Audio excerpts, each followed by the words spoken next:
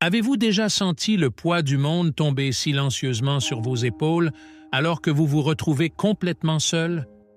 Aujourd'hui, nous ne nous contenterons pas de parler, mais nous plongerons dans les eaux profondes de la solitude à travers les yeux de l'un des plus grands penseurs de tous les temps, Carl Jung. Il ne s'agit pas seulement d'absence, de vide. La solitude est un univers vaste et sans limite, où la douleur et la croissance dansent dans une étreinte qui peut transformer l'âme. Préparez-vous à découvrir comment cet état tant redouté peut en réalité être la clé pour ouvrir les portes cachées de votre être intérieur. La solitude, un sentiment si universel et pourtant si profondément personnel. Elle nous enveloppe souvent comme un manteau froid et lourd, une ombre qui suit nos pas les plus silencieux. Cela peut se manifester dans une salle pleine de voix et de rires, où l'on se sent isolé malgré la présence des autres, ou cela peut être cet endroit secret vers lequel nous nous échappons lorsque le monde devient trop assourdissant. La solitude peut être un refuge, un lieu de calme et de réflexion, ou elle peut se transformer en une prison inévitable, où les murs sont construits par nos propres pensées et peurs.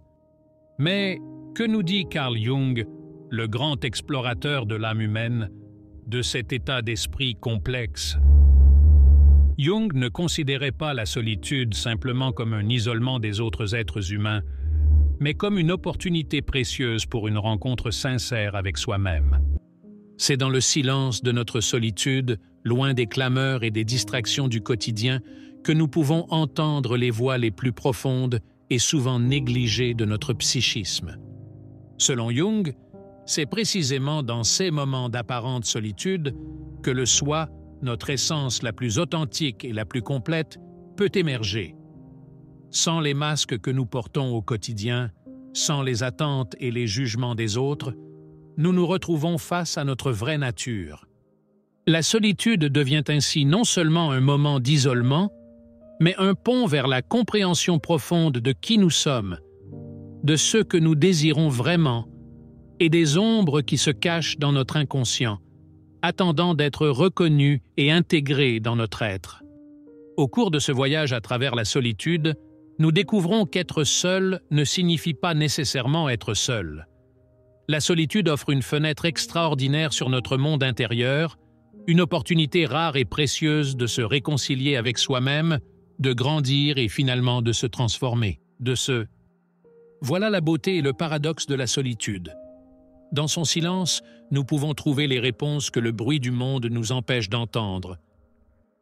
Carl Jung nous présente l'un des concepts les plus puissants et les plus stimulants de la psychologie analytique, l'ombre. Cette partie mystérieuse et souvent sombre de nous représente tout ce que nous avons supprimé, nié ou simplement ignoré dans notre personnalité. Il est constitué de ces désirs, émotions et traits de caractère que, par peur d'être jugés ou par besoin d'appartenance, nous avons enfouis profondément dans notre inconscient. L'ombre n'est pas seulement ce qui est sombre, mais aussi tout ce que nous n'avons pas encore exploré sur nous-mêmes. Dans la solitude, lorsque le bruit du monde s'estompe et que l'on se retrouve seul avec ses pensées, l'ombre peut surgir.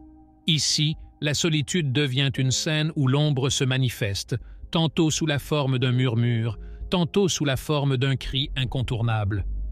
Mais comment pouvons-nous faire face à ces parties de nous que nous craignons ou méprisons souvent? Le processus de reconnaissance et d'intégration de l'ombre est profondément personnel et peut être aussi douloureux que libérateur. Il faut du courage pour regarder directement dans ces coins sombres de notre psychisme et reconnaître les morceaux de nous-mêmes que nous avons exclus.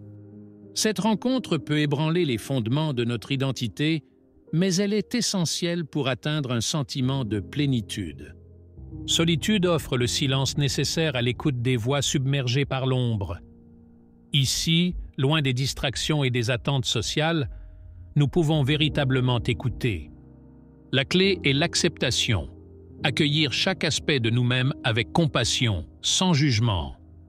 Cette acceptation n'implique pas de résignation, mais plutôt une intégration consciente qui conduit à une plus grande harmonie intérieure.